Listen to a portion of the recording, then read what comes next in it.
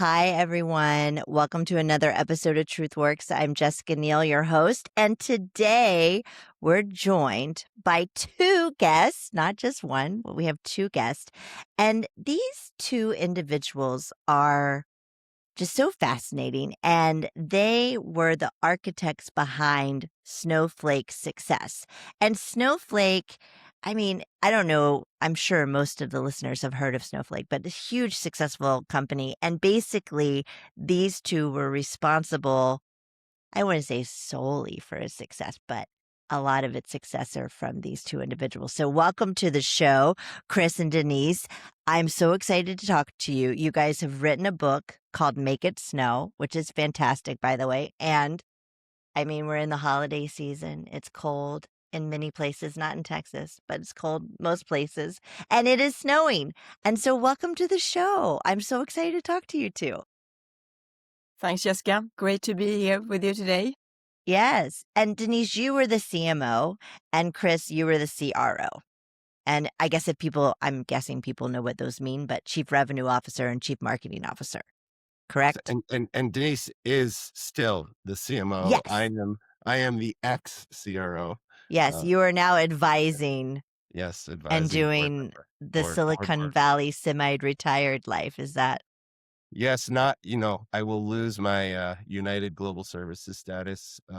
And when you get it the first time, you're thrilled. And you know what? When you lose it, you're just as happy. You're just as happy. Yes, I bet. So I think you know, we didn't have a traditional sales team at Netflix, but I've been on boards where we have, and I advise. I'm in VC now and advise tons of companies. And I would say that these two roles are very complicated themselves, but also the relationship between these two roles is often not where you want it to be. Right. And the partnership definitely affects growth and definitely affects sales. And there's sort of a tension between the two and who owns the customer and who doesn't. And so I don't know what you two did to make things so successful, but I want to know. So let's go back in time and talk about when you started and where the company was and what you did. So we're going to go back in time because I think the company was pretty small and sales were pretty minor until you two came along. So can you take us back in time to when you met and when this all started?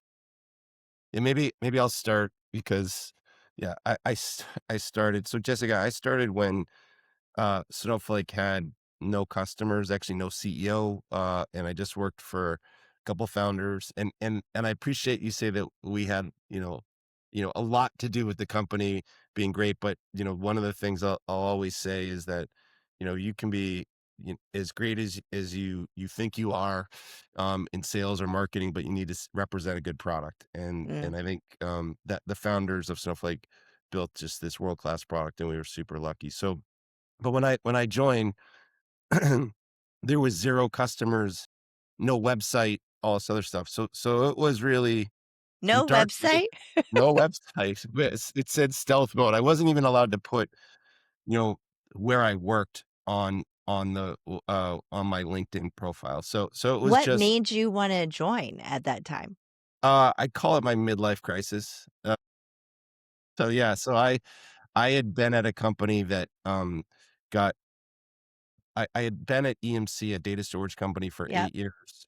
Went to a security software company, and on my 12-month anniversary, we get acquired back by EMC. And there were a bunch of sales leaders that that knew of me because I had had success for only a year, but success at this company that was well known because there was a bunch of these sales disciples that follow this guy John McMahon, and John sat on Snowflake's board of directors for years and years and years. And John is a wonderful guy and super helpful to me. But they all wanted to hire me because I had successfully survived a John McMahon company, and so I started talking to a lot of these guys, realizing that was I didn't like any of them. And so I found 2 French founders who one of them could barely speak English, the other one was incredibly kind to me, and I just decided, you know what, these are my type of people, and this is kinda how I, you know, think I can get along with people, and that's why I joined. So I joined it, as the director of sales, not the VP of sales, not the chief revenue officer, but the director of sales back in November of 2013. And there was a lot of begging, pleading, asking people to try the product for free. Uh-huh. And then Denise came along and helped us become more well known. So Yeah. yeah. So so I guess Denise, so you join and how where's the business when you join? When I joined, this was in May 2016, so almost 10 years ago, we had done 3 million in total at that time. So I think the sales organization were about maybe 20 people or so. There were about 7, 8 people on the marketing organization. Yeah, very, very early stage. I'd never worked for that small company ever before. And I think to Chris' point, right, he said, oh, this was a sort of a midlife, crisis decision. I think it was almost like a midlife realization situation where you realize that culture matters tremendously. People, matters more than anything, the people you work with. And of course, the product, right? There was a great product. But also, like with startup in the early days, is all about the believers, right? You believe, and the founder's ability to get other people to believe. And definitely Benoit and Thierry, they had that ability to do that. They were able to attract a lot of great people, a lot of great engineers, and people like, Chris. And then also we had a CEO who had joined at that time, Bob Muglia, who's one of the former top executives, with Microsoft. He had been with Microsoft for over 20 years. He had led many of the largest divisions there, and he had become the company's CEO. And he said to me, Denise, this is the greatest product I've ever seen in my entire career. And it was like, okay, all these amazing people are here. I Yeah. felt like home the minute I stepped, across into the door there. And then the CEO, Bob Muglia, says that this is the best product he's ever seen. So it's more like, okay, I believe I gotta do this. There was that type of moment. Yeah. And I Yeah. think it's also somewhat rare, not always, but for founders to know that time to bring in a CEO to kind of take things to the next level. Like oftentimes you see the founders, kind of stay in that role. And sometimes that makes a lot of sense, but sometimes it does make sense to bring in someone that has kind of been there, done that. Yeah. And And I so think that, that has been very unique to Snowflake's success is the fact that our founders, they never wanted to even start a company, right? They never even wanted to become a CEO. They really want to focus on building the best product ever. And our founding investor, Mike Spicer, really let them do that. I mean, he also wanted them to focus on that. So they have always really operated on their strength. right. And then we had, CEOs coming in who kind of operated on their strengths. I think that's also one of the reasons for Snowflake Flake success. Because in many cases in Silicon Valley, right? I mean, founders are technical, engineers who've never led a company. They have never led sales or marketing or HR, any of these functions. And also Benoit said so many times, like, I don't want to deal with health insurances, right? Yeah. There's so much to figure out when you start a company. Yeah. I just want to build, the best product ever. And this Snowflake allowed them to do that. Yeah. So remind people where Snowflake is today. So you guys were there when it was sort of not many customers, if, and for you, Chris, none, and no website. And now where is Snowflake? Well, I mean, so Snowflake is, had a great quarter this past quarter. We'll do well north of $4 billion in revenue this year. And just I don't know, Denise, how many employees are there now at Snowflake? Yeah, we're a bit over 8,000 8,000 Wow, employees. employees. I mean, just incredible. I mean, incredible. you kind of can only hope that a company has the success that we did when we joined. There was no I don't think either of one of us thought it would be the company that has become. So Sure. Yeah. super lucky to be on that journey. Yeah. And So, maybe we should sort of add that then Chris is employee number 13, right, at the yes. company, and I'm employee 120. Yeah. Wow. Yeah. And now there's over 8,000. That's incredible. So then you guys are sort of building out the culture, the systems, the ways of working that allowed for the success. Like what was it about the relationship between the two of you or the just point in time of the company's evolution that like where you had that connection, that chemistry to do this? Like what's the story there? Like what happened? Well, so so when we started like going to market, and Denise joined when we were roughly about $3 million in ARR. And one of the things that worked out quite well for me is when I was joining Snowflake, there was no CEO. And so I had asked the initial investor, Mike Spicer, to put someone on the board that cared about me. And so he said, like, someone like who? And I said, well, a person like John McMahon. So I mentioned John earlier. John's a legendary sales leader, and John was on another board with Mike. And so I kind of made that as a part of my offer. I needed to actually have John sign on, and literally John and Mike were in a board meeting the next day, and John or Mike made John or convinced John to join the board of Snowflake, as I joined. So having John on there was incredibly valuable for so many reasons. Because Bob, even when Bob came on, he had managed like 10,000 plus people at Microsoft. Satya Nadella actually worked for Bob at Microsoft.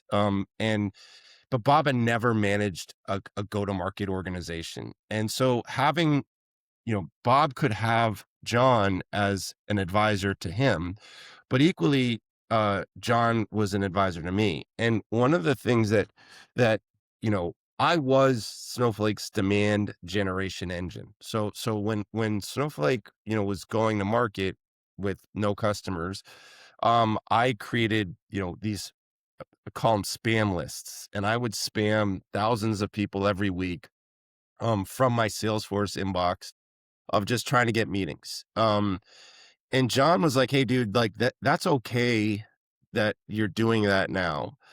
But if you continue down this path and you let like the current makeup of marketing exist in this way, you're gonna get fired." And he's like, because he True knew and that, fair. right. I mean, John's an East Coaster. He's very blunt, just like I'm an East Coaster. And he's like, go figure it out. And so we sat down with Bob, and I said, Bob, we just need someone that cares about demand generation. And so that's when we started our search for Denise. And I think like that, without that guidance that John gave both myself and Bob, I think, we would have probably been too late. Mhm. And one of the kind of the things that our initial investor, Mike Spicer, said to us when we were building Snowflake was Snowflake needed to get product, or sorry, market share before the competition got product.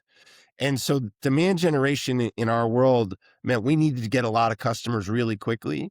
And that's when we met, Denise. And so she, thank God she showed up. Couldn't have showed up, a day too soon. So it was great to have someone with a demand generation focus. And that's when, Denise coming in really helped the trajectory of Snowflake, because and any marketer will tell you, even though she came in and she got her hands dirty day one, you can look out and say it might take 6 to 9 months for any programs that the head of marketing develops to come to fruition. And we didn't have 6 to 9 months. We needed to go out and go fast. So I think but thank goodness that she showed up and started being super helpful to the sales team. Yeah, and so what was it about, Denise, when you joined and like the early conversations between the two of you that allowed you to kind of form the partnership necessary and the strategy necessary to really propel this massive growth? I think it was pretty easy for me to understand what are the priorities when I got in. And I think when you come in as a leader for any function, it's so important to really understand what are my priorities? How can I have impact now for the next 3 months? What do I need to do for the next 6 months? And then for the next year, and then communicate, that plan, right? So it was pretty clear what Chris and the sales team needed and what I had to deliver on. And if I delivered on that, that's how I would build trust with Chris. Mm. Right. I think that's what it is. If you deliver on the things you say you're going to do, right, that's how you build trust with the rest, of the team. Also, I mean, Chris is probably the lowest ego sales leader there is, on the planet. Very rare, Incredible no opportunity to offense work. against your peers. Yeah, incredible opportunity to work with a leader, like that, who also then understood the value. Okay, I need marketing to help us, grow this company. And there are even some sales leaders like, nah, I don't need, marketing, right? Marketing is maybe nice to have sort of thing. Yeah. And then there are marketing leaders who kind of have sort of similar type of view on the sales organization, right? And that doesn't work. I mean, that's not how you build successful, companies. It comes back to that tremendous, teamwork. What has always been unique with Snowflake as well is that many other companies, the CEO will go out and say, oh, we're a technology-led company, or we're a sales-led company, or we are a marketing-led company. All right, at Snowflake, it's always been, we are a customer-led company. The customer has been at the center from before at the point where company was even founded to also where we are today. So that guides us. It's a North Star every day. We're all focused on that customer. And that really helps aligning in all organization as well. It's not that one department is more important, than the other. I think a lot of companies are making that mistake. And when you do that, and I've been working at some of those companies before, it basically puts some departments that, oh, you're the second class kind of citizen at the company, right? Because it's really this department that is important, and it's this department we're all, helping to support. But here's all about we're marching towards the same, mission. It's all about the success, of our customers. That brings us, all together, and we all play an incredible critical role, on that path. So I think the culture and the values helped also tremendously. Also a factor, really, really incredible, of course, to work with Chris, who also really always partnered so well, not just with marketing, but every team, right? It was always about developing that teamwork within all the different departments. And again, those people who couldn't do that, we had people coming in along this journey who were not that great, team players. Some people that came in and it was all about them. It was about me, me, me. It was all about their ego and their personal, success, within the company that matters. But the culture became an antidote for those. We have several leaders, and it's been happening throughout the last, probably 12 years, Chris, right? Every year there's someone who's coming in, incredible backgrounds, pedigree backgrounds, tremendous experience, who come in, but they don't survive in this organization because this is not an organization where you can lead with your ego and a me kind of way of doing things. And the culture kind of creates like an antidote to those. So we have several people come in and they last for 3 to 4 months. And I think Snowflake has been a really great example of the importance of culture and what that does and how it helps you bring in the right people, keep the right people, and then kind of part ways with the people who are not helpful, to our growth and our mission. Yeah, no, I mean, we were very similar at Netflix. I mean, I think people get very confused about what culture is and of course its values, but I really always think about it as your operating model.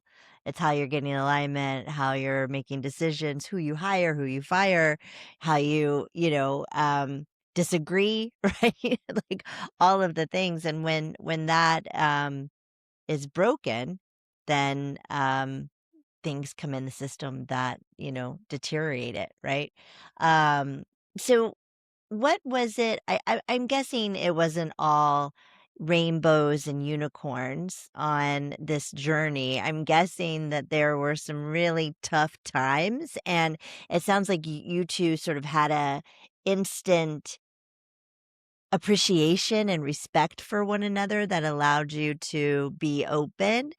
But, was there something also in those tougher moments that you can recall where your trust and partnership was tested and you came through it stronger? I mean, there was a lot of things that certainly we went through, like, when Denise showed up at Snowflake, day one, and this is what she said, there's, like, people that come in with, like, these big pedigrees.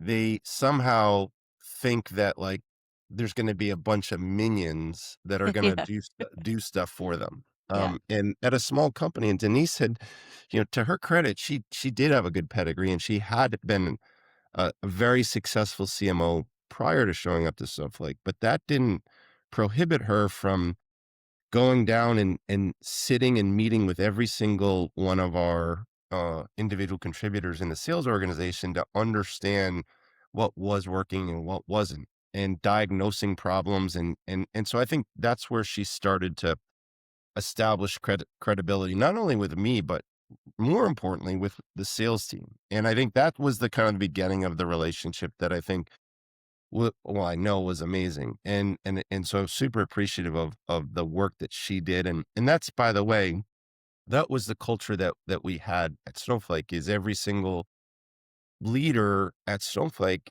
like needed to be able to do their job. So I certainly feel it really important as a sales leader that every sales leader knows how to sell Snowflake. Even don't doesn't matter how high up you are, if you can't sell it, how do you know what good looks like? So those were things that I felt super important about. But, like, there were certainly dark days. I think, Denise and I have gone through, so I've gone through 4 CEOs in my time at Snowflake. Denise and I have gone through 3 together. And when I remember clear as day, I was, asleep. We were remodeling my house, and I was, I got a text, and I was sleeping in my brother-in-law's childhood bed, and I get a text at 3 in the morning, from, John McMahon, who was on our board, said, "Call me when you wake up," at 3 in the morning. Okay, so, of course, I see that at 3 in the morning. I call You're him at gonna 6. call Yeah. him. Yeah, I call him at 6. I wait 3 hours, but, of course, I'm not sleeping. Yeah, of course. And, he's like, "Hey, listen, Bob's out and you've got a new boss, and his name is Frank Slootman." And I knew who Frank was. I didn't know Frank. And so I'm thinking, well, okay, I'm gonna get fired. And by the way, he's like, "You have a one-on-one with Frank on Friday." And this is like 2 days later. I'm like, "Okay, great. This will be interesting."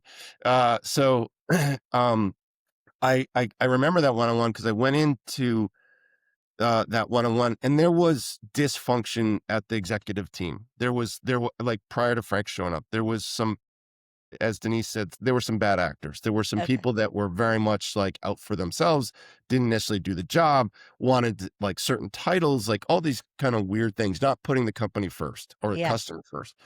And And so was this stuff that Bob wasn't addressing, I guess? yes. Yeah. Yeah, I mean, yeah. I mean, and I love Bob, but, like, there was, like, he would have Bob would tell me, "Hey, go tell this person how you feel." So I did, and it didn't help. It Yeah. didn't, like, they were actually nicer to me because I told them how I felt, and I'm like, "This is stupid. This is not, you don't need to be nice to me. I think you Yeah. just need to do your job." Right. And that was kind of the thing. So there was definitely some dysfunction there. And so I I went into my one-on-one with Frank, and I said to him, "Hey, listen, great to meet you." And I was for sure certain I was getting fired. Like, that was in my mind, I'm getting fired. And I Well, said, yeah, I "Look." mean, like, a new CEO brings in their own team. I mean, it's pretty Yeah, Typical. Bob, and in hindsight, Bob was like, "I thought you were getting fired too, Chris." I mean, everyone thought I was getting fired basically. And so, I walk in to Frank and I say, "There's two things I need from you, Frank." I said, "Number one," I said, "I have this deal, which was the largest deal in the company history that Bob was in the middle of. I need your help because the CEO's gonna certainly want to know what's going on. You're gonna have to talk to him." Okay, that was one. Number two, we have the best marketing department in the world, and I wouldn't touch it. And he's like, "Okay." And he's like, "Is that it?" I'm like, "That's it." And he's like, "You're the first one of the executive team that has come in that has not thrown someone under the bus." And I'm like, "I'm not here to throw anyone under the bus. I'm here to get my job done." Yeah. And then I walked out, and that was it. And so that was like one of those, like, okay, I had her back and she had my back. Yeah. And there was a lot of commiserating that Denise and I did around, our one-on-ones were typically on Tuesdays with Frank, and I'd have to walk up to his office, and I'd tell my assistant, "Yeah, it may not see you after this meeting," for about 6 or 7 months. And I would go that, and then like around this time, like the holiday season, Denise and I get basically the same email, and it says, "Merry Christmas," and then he says, "We've just granted you this," and it was life-changing amounts of stock for both of us, the same amount, and we both got this giant grant of stock, and we're like, "Okay, so we have our job now?"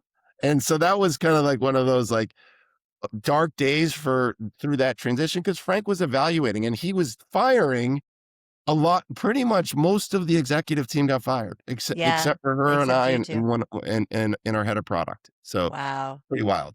Yeah. Well, it says something about the two of you, and the fact that you were selfless and you were putting the company first.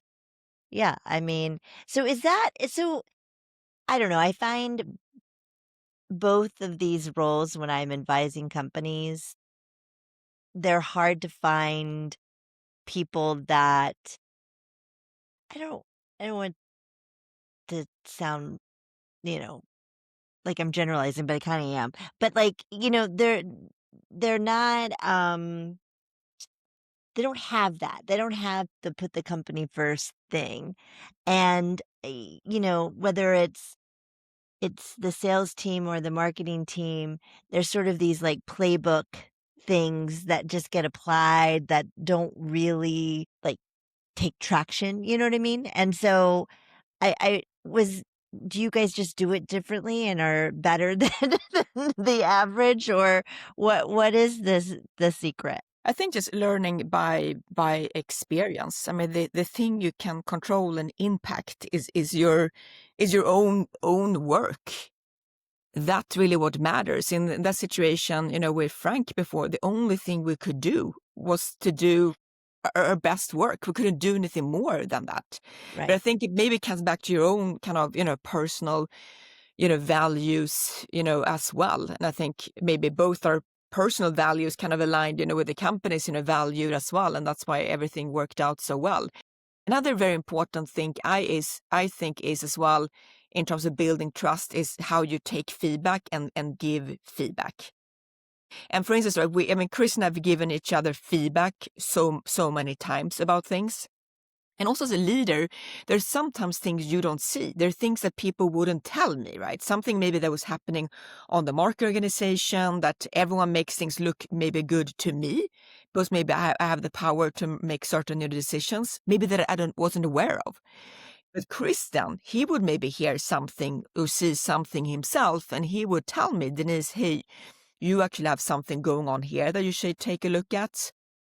And to have really a kind of a business partner like that who give you that feedback, I think that's incredibly valuable. I think a lot of leaders are sometimes operating a little bit blind sometimes when you don't get people telling you things that they want to tell you, but that's not really the truth. So I think that part, and also then when Chris gave me that feedback, if I hadn't acted on that, let's say I had the problem, but for some reason I didn't want to deal with it because it was uncomfortable to me, or anything like that, right?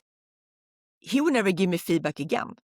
So I think that's the thing, how you give feedback, get feedback, and how you act on feedback. Same thing as well. When I gave them Chris feedback, I heard about things. Hey, Chris, you should maybe look into this. And Chris would then, of course, go and do an investigation, right? He wouldn't make a decision based on the feedback I gave him from what I've heard, but really go and go an investigation.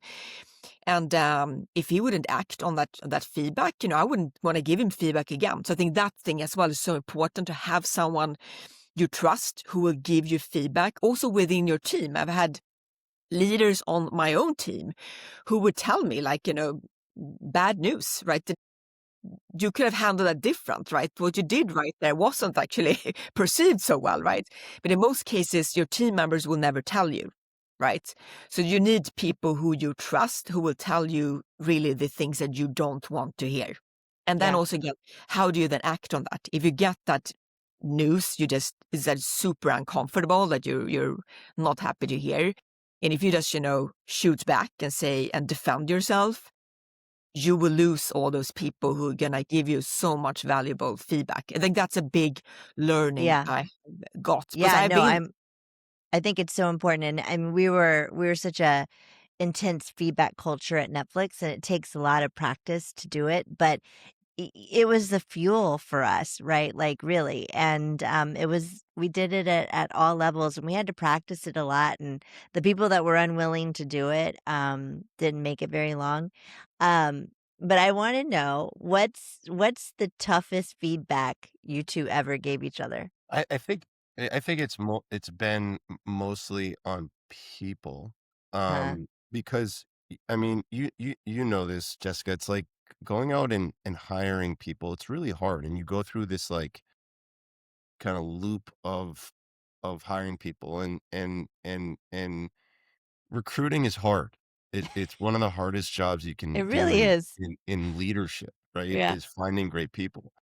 And it's almost devastating in a way, when you think you've hired this rock star, right? And turns out that they're cancerous to the organization. And I think that's probably the hardest thing for me, is like, it's because it's a little bit of an ego blow, because you're like, I went through this process, I hired this person, and, I put my name out there to go do this. I spent a lot of energy getting this person there. And then 3 months on the job, and like, you hear this and you're like, and that was the nice part of our relationship, is that Denise had the courage and I had the willingness, and vice versa, to Right. listen. Because Right. like, to Denise's point, if she would tell me like so and so, like, I clearly remember I hired this very senior executive, and, like, I'm thinking he's doing great.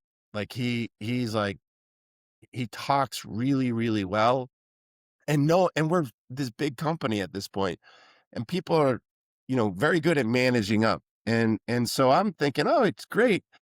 And Denise and I remember this. I was, taking a vacation up in Tahoe. Denise It's calls me. always on vacation. Yeah, yeah. I'm in Tahoe in this, like, little hot box of a room in Tahoe, and I'm like, she's like, "You got a problem, bro."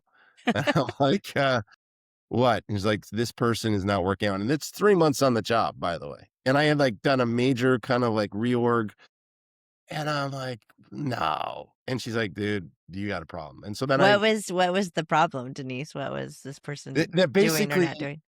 this person was very good at talking to an executive team and above, but, like, I had put major portions of my organization underneath this person, Mhm. multiple portions of it. And I she's like, "Yeah, like, let me give you data points. This person had this interaction. This person had this interaction. Uh, You've got a problem." And yeah. and so, and to Frank Slootman's credit, like, he's taught us, like, there's a lot of these things that, Frankisms that he has, like, but one of the things that Frank has is this saying of, when there's doubt, there's no doubt.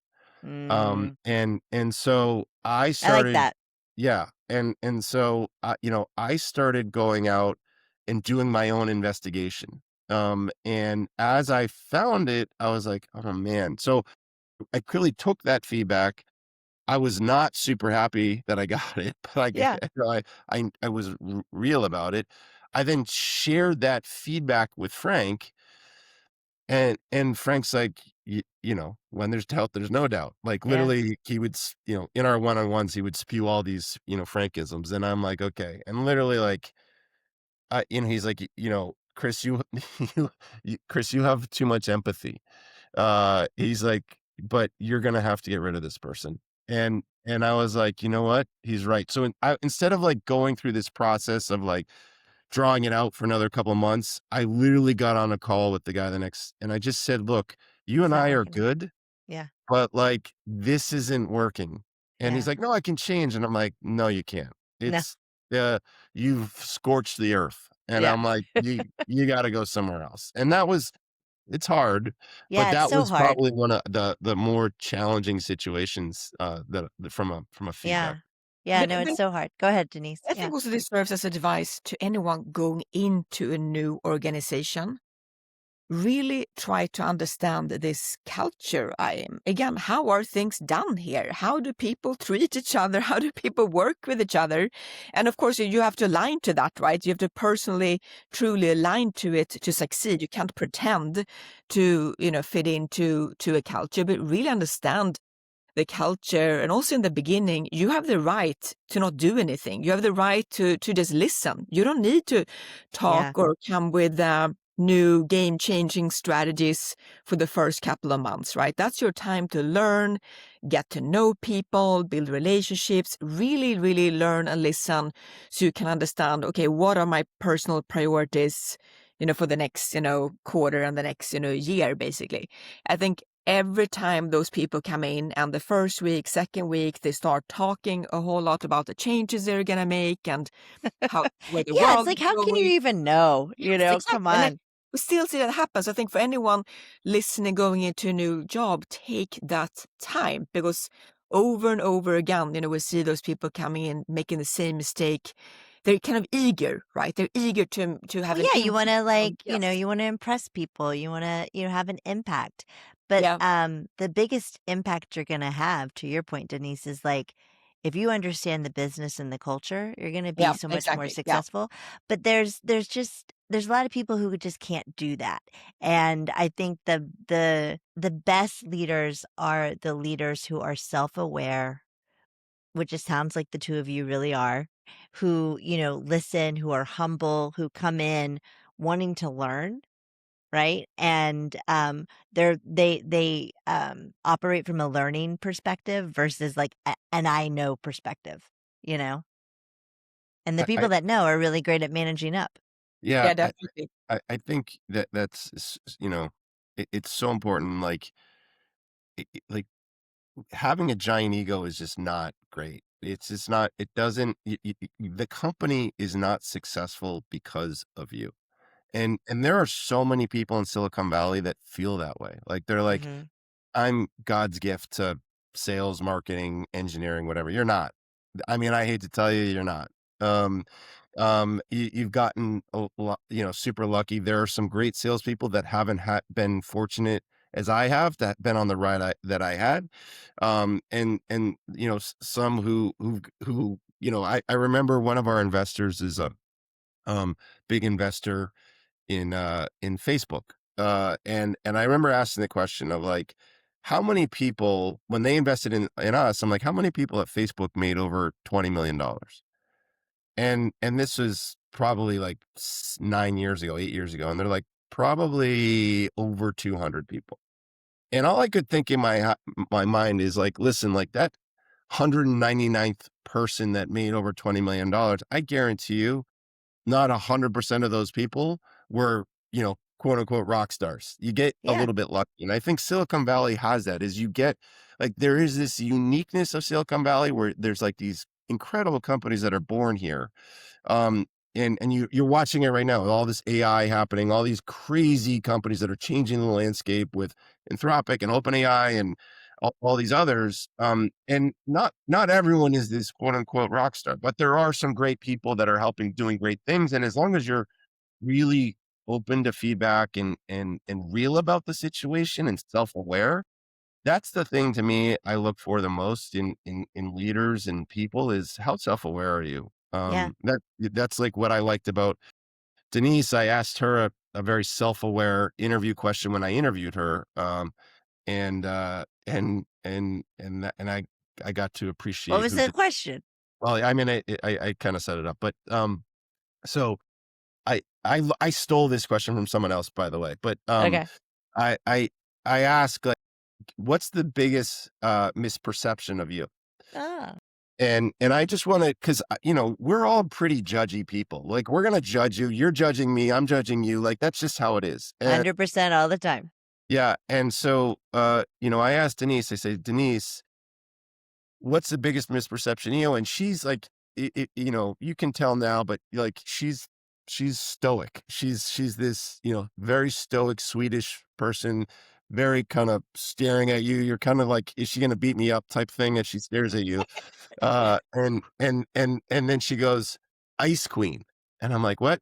She's like, yeah, people think I'm an ice queen, but I'm really funny. Ha ha. And she laughed. And that's when I realized I was like, "Dude, alright, Yeah, I like yeah, this she's woman." good. Yeah, She's yeah, good. yeah. No, but it's Uh, more, Scandinavians we a little bit have that we don't show our emotions like the, Southern Europeans, do. And yeah, it's yeah, people think we're cold, but we're not. but you're not. You're funny. Yeah, yeah, yeah. Okay. So we haven't really talked too much about, but tell us about the book. So you guys decided to write a book. How did you decide to write the book?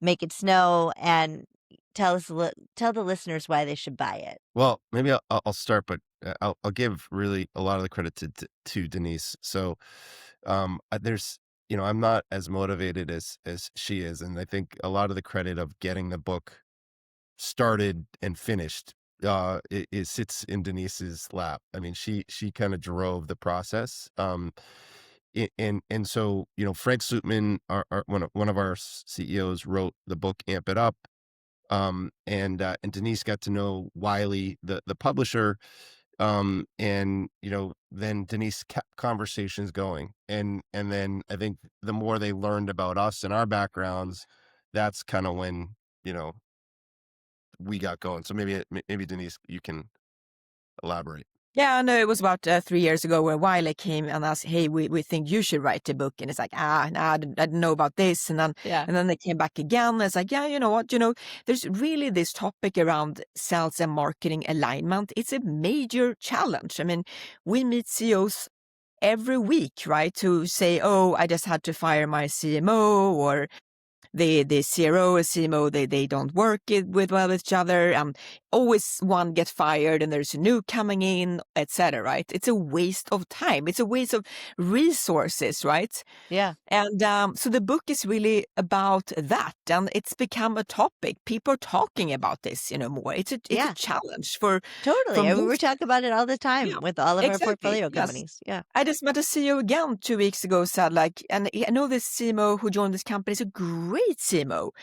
And he said, no, it didn't work out because his CMO couldn't really work with his sales team. So there's more, it's also about how people working with each other. It's kind of, it's culture, it's aligning towards a mission. I mean, it's a challenge. Or again, that one function doesn't respect the craft of the other, right? I mean, on the Right. marketing side, you have to have tremendous respect for the sales craft. Very, very challenging. I think sales is the hardest job in the company because you're alone, right? You have that 3 month, target on you every quarter. If you don't deliver, you don't have a job. Most of us in the organization, we have a little more time, right, to kind of prove our value than the sales team has, and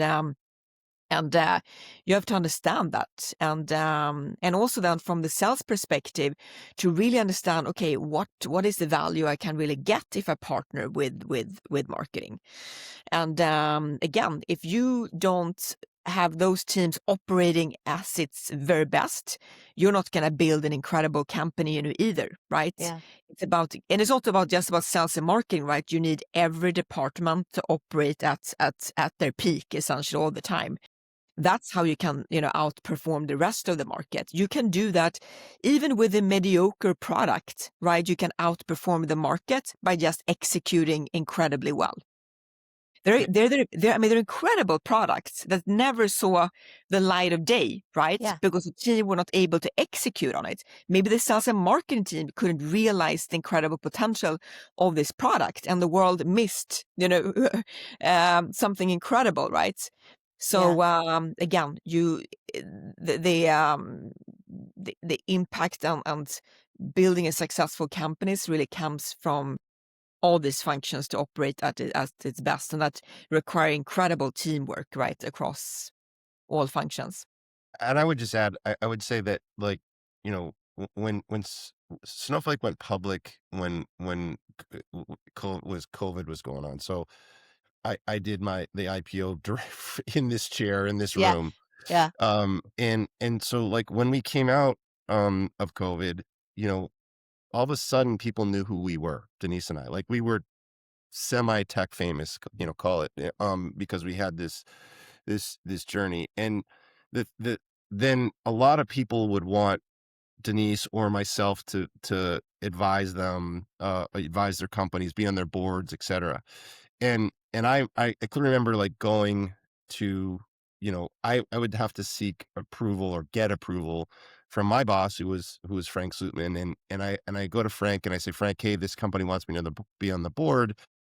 And Frank's an intimidating guy, so you don't always want to really, like, ask the question. And he's like, you should, because you'll see how screwed up other companies are. Now, he didn't say it exactly like that. It's I so gave you true. the PG version Yeah. of it, but It's yeah. but he was I guess right. Is he like, used the F word. he could have, but he was right. And Yeah. and I think that's the thing that I think, well, that's what I've realized in now my tenure outside of Snowflake. Is I sit on 7 different boards. I advise a whole bunch of different companies. And there is so much friction between sales and marketing.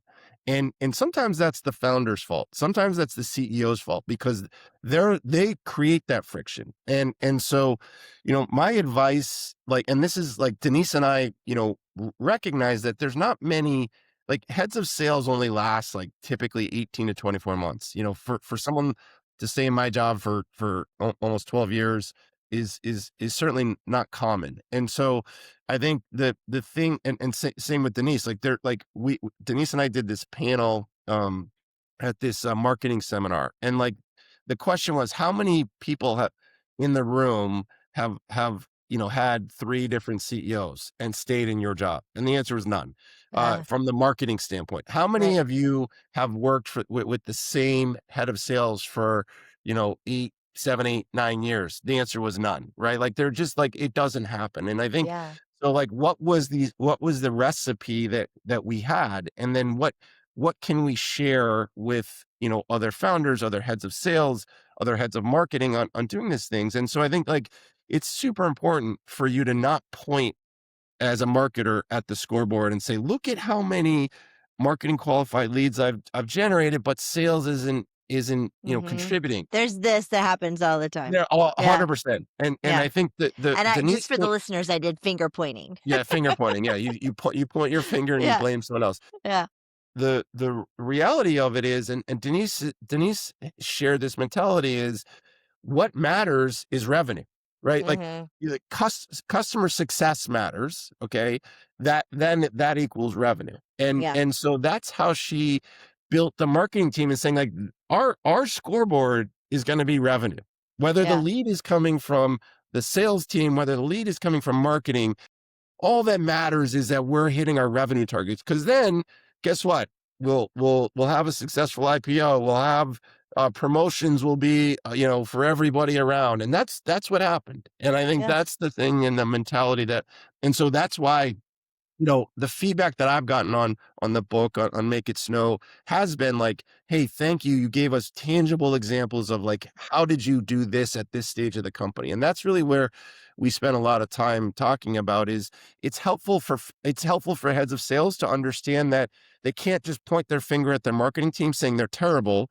Like, Yeah. sit down with your head of marketing, explain to them the challenges you're having, and see if they help you do that. Founders, you can't just create this, or CEOs, you can't create this, like, angst or Like tough tension. relationship Yeah, between yeah, sales and marketing, yeah, because that's not what that's not going to get you anything. That's yeah, just what we saw. yeah. So No, you have to work as a team, and it sounds like you two did. And we're like out of time, so we only have time for career confessions, which is unfortunate. But congrats to you two, and like thanks for making it snow, not only for Snowflake, but for this huge problem that most every company has, as you just outlined with your data from that marketing seminar. I mean, that's pretty concerning, right? And so if you're a CMO, a CRO, and even if you're not, you should get this book because I think it really does give you actual, tangible, practical things that you can do to make a difference. And the best advice you guys have is like be selfish and focus on the company and revenue. Don't worry about yourself. So thank you too. thank you, Jessica. Thank you, Yeah. Jessica. Okay. Thanks. Thanks. And then if they want to find the book, they can buy it on Amazon or wherever they else get the It's on books. Amazon, Yep. Kindle version, there's a print version, there's audio version as well. And if they want to find out more about just the two of you, is there anywhere that they should go? LinkedIn. LinkedIn. LinkedIn. Yeah. Okay. LinkedIn's the jam, man. Okay. Thank you guys so much. You made my Monday. Awesome. Thank you. Thanks. Thank you, Great Yeah. everyone. conversation.